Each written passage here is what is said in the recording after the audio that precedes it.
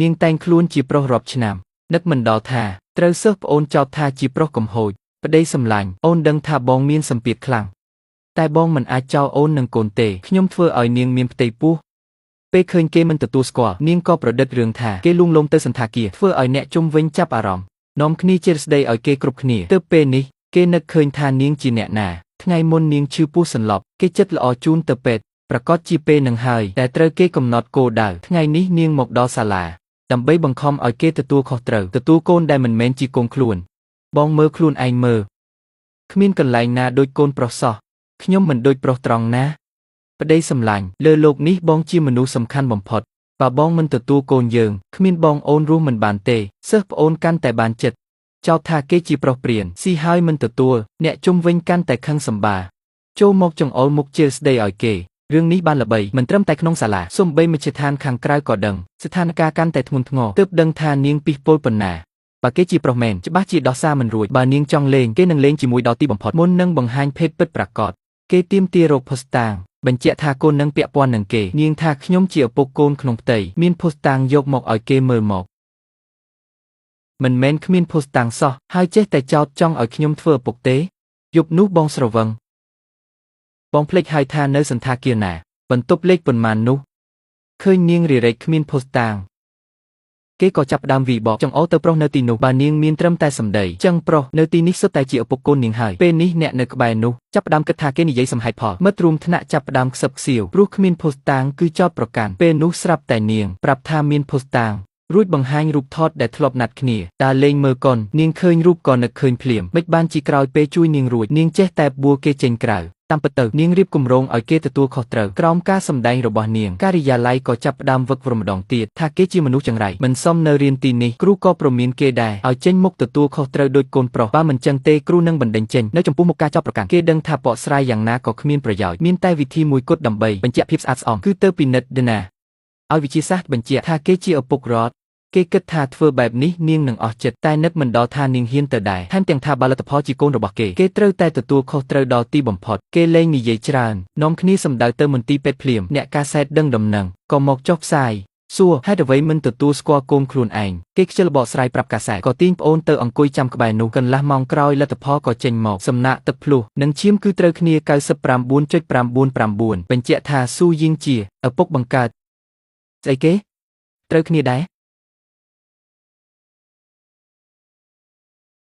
មិននឹកស្មានថាខ្ញុំជាស្រីសោះខ្លាយជាគេអាភូតហេតុពេទ្យកើតឡើងមែនទែនវៃអាប្រុសកំហូចអស់ពាក្យនិយាយហើយនៅមើលគេដោះសារមិនទៀត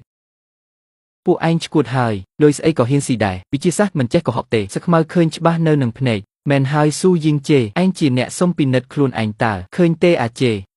លើកនេះបងគ្មានពាក្យនិយាយទេបងធ្លាប់ថាទទួលខុសត្រូវលើអូនចេញទៅ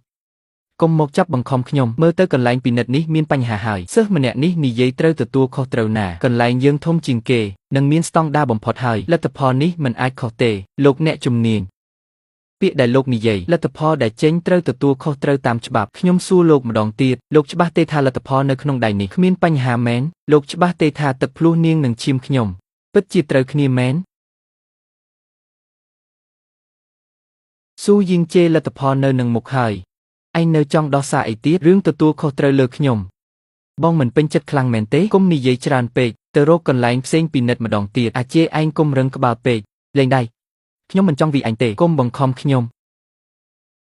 បានហើយមិត្តរួមថ្នាក់ភស្តុតាងច្បាស់ចឹងហើយនៅដោះសារទៀតពិតជាមានបញ្ហាមែនសុំទោសលីនវៃភ្លាមហើយពិភាក្សារឿងបន្តទៀត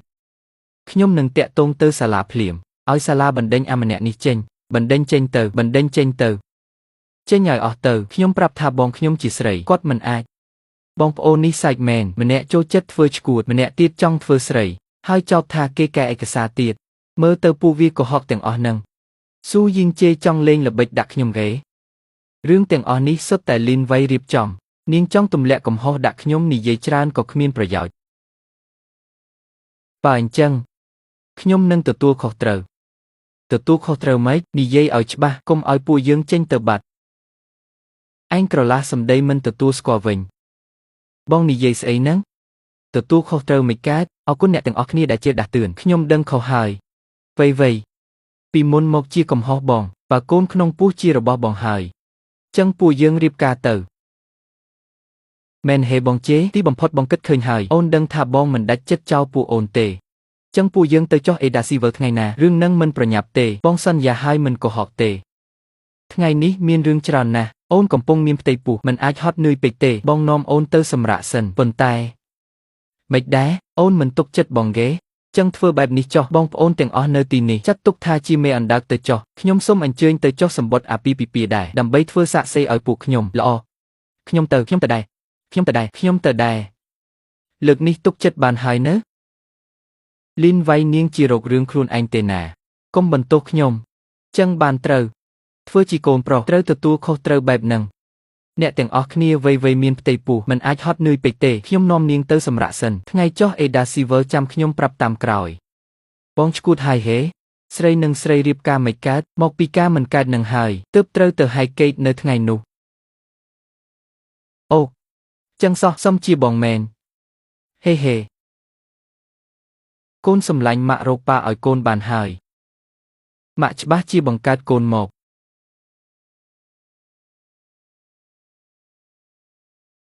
វៃនិយាយត្រង់មកហេតុអីនាងទម្លាក់កំហុសដាក់ខ្ញុំបងជេបងនិយាយស្អីហ្នឹងទម្លាក់កំហុសស្អីពួកយើងចិត្តរៀបការហើយតើបងជាឪពុករបស់កូនខ្ញុំហើយខ្ញុំធ្វើបាបបងមិននឹងកើតកូនក្នុងពោះជារបស់អ្នកណានាងដឹងច្បាស់ហើយខ្ញុំដឹងថានាងជាស្រីមានផ្ទៃពោះគ្មានប្តីវាពិបាកទើបខ្ញុំហ៊ានទទួលស្គាល់នៅចំពោះមុខគេឯងតែមិនមែនមានន័យថាខ្ញុំល្ងងឲ្យនាងបោកទេណាបងនិយាយជាមួយគេធ្វើអីវាយតែម្ដងទៅអង្គុយចុះភ្លាមលីនវាយខ្ញុំទុកឱកាសឲ្យម្ដងទៀតឪពុកក្មេងជាអ្នកណារឿងនេះមិនវិញឪពុកក្មេងគឺបងនឹងហើយខ្ញុំប្រាប់ហើយថាខ្ញុំជាស្រីឈប់កុហកទៅពេលខ្ញុំសន្លប់បងជូនទៅពេទ្យមិនមែនមកពីបងស្រឡាញ់ខ្ញុំហើយចង់បញ្ចេញស្នាដៃទេអីដឹងហើយថាប្រុសមិនល្អទេគិតស្អីប្លែកខ្ញុំជួយនាងបែរជាខុសទៅវិញចុះពេលខ្ញុំបបួលបងដើរលេងបងក៏យល់ព្រមភ្លាមព្រោះបងចង់ញ៉ែខ្ញុំខួរក្បាលប្រុសគិតអីខ្លះខ្ញុំដឹងច្បាស់ណាស់បើកភ្នែកមើលឲ្យច្បាស់ខ្ញុំស៊ូយៀងជេជាស្រី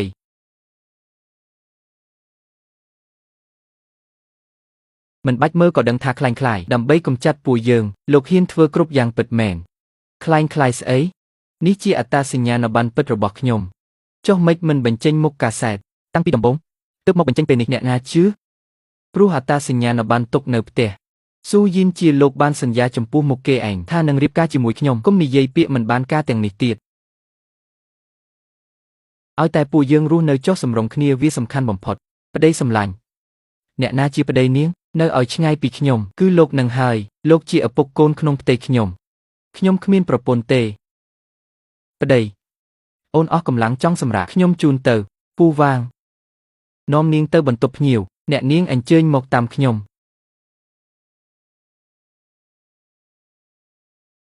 បងលីនវៃនេះគួរឲ្យខឹងណាស់តាមខ្ញុំគិតបងចុះ Ada Silver ជាមួយគាត់ស្អែកទៅដើម្បីទះកំភ្លៀងគាត់កណ្ដាលមុខរឿងនឹងមិនបាច់ប្រញាប់ទេចុះបងនាំគាត់មកផ្ទះធ្វើអីបងមិនមែនចង់ចិញ្ចឹមគាត់ទេកុំចេះតែនិយាយផ្ដេសផ្ដាសបងមានអារម្មណ៍ថារឿងនេះមិនសាមញ្ញទេបងចង់មានន័យថាបងមានន័យថាម៉េចបងទុកលីនវៃនៅផ្ទះព្រោះខ្លួនគាត់មានចំណុចសង្ស័យច្រើនកូនក្នុងពោះគាត់ជារបស់អ្នកណាហេតុអីគាត់នៅតោងទាមបងមិនលែងតើតែស៊ើបឲ្យច្បាស់សិនទើបបងអាចបកអាក្រាតគាត់បានឲ្យគាត់ទៅវ៉ាមិនរួចសុំជាបងស្រីខ្ញុំគិតបានល្អិតល្អន់ណាស់ឥឡូវឯងទៅស៊ើបប្រវត្តិគ្រួសារលីនវៃភ្លាមទទួលបញ្ជាចុះបងវិញបងមិនទៅជាមួយខ្ញុំទេបងគិតថានឹងទៅសាកល្បងលីនវៃទៀតមើលថានឹងអាចជីកកាយអីពីមាត់គាត់បានខ្លះមិនអន់ទេគ្រួសារត្រកូលស៊ូពិតជាមានលុយមែនលក្ខខណ្ឌបែបនេះអាចឲ្យខ្ញុំសម្រាលកូនដោយសុវត្ថិភាព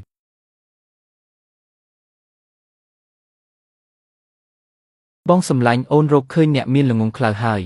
អូននឹងសម្រាលកូនរបស់ពួកយើងអូនចាំបងណាអ្នកណាធ្វើអីនឹងភ័យម្លេះអត់ទេអូនលេងទូរស័ព្ទតើអូស្មានថានាងតាក់ទងទៅឪពុកកូននឹងតើប្តីកុំលេងសាច់បែបនឹងអីកូនក្នុងពោះជាកូនបងតើបងនិយាយចឹងអូននឹងកូនខូចចិត្តណាស់ខ្ញុំមកនិយាយការងារសាច់ការ ខ្ញុំព្រមរៀបការជាមួយនាងប៉ុន្តែប្តីសម្លាញ់អូនដឹងថាបងនឹងទទួលខុសត្រូវពួកយើងប៉ុន្តែខ្ញុំនៅក្មេងមិនចង់បានកូនលឿនពេកទេឲ្យតែនាងយល់ព្រមរំលូតកូនចោលខ្ញុំនឹងសងសំណងបើមនោសញ្ជាតិណាល្អប្រសើរនឹងចោះអេតាស៊ីវើភ្លាម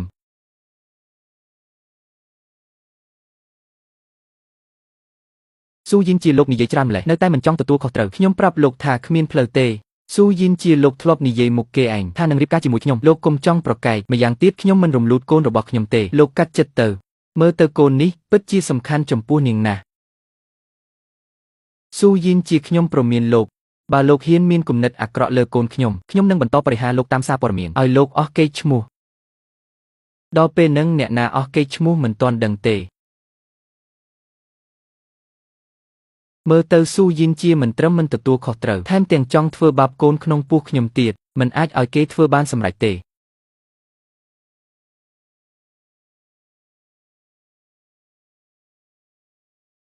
អាឡូ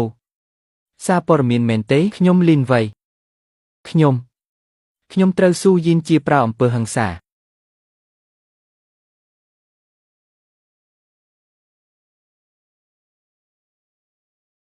ខ្ញុំពិតជាខ្លាចត្រូវគេវាយទៀតណាស់ទើបហៅអ្នកទាំងអស់គ្នាឲ្យមកជួយសូមកុំរំជើបរំជួលពេកអីយ៉ាងណាក៏គាត់ជាឪពុកកូនខ្ញុំដែរប្រុសថោកទាបដែលវាយស្រីបែបនេះសំតែស្លាប់កុំបារម្ភយើងនឹងចុះផ្សាយបរិហាគេត្រូវហើយយើងនឹងរកយុទ្ធធរជូននាងមិនបាច់ខ្លាចទេខ្ញុំក៏គ្មានជំរឿដែរអរគុណអ្នកទាំងអស់គ្នាណាស់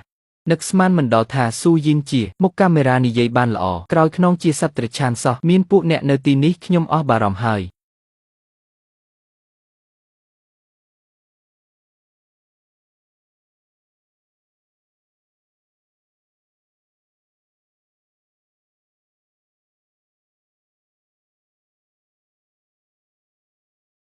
សូមស្វាគមន៍លោកនិងលោកស្រីចៅ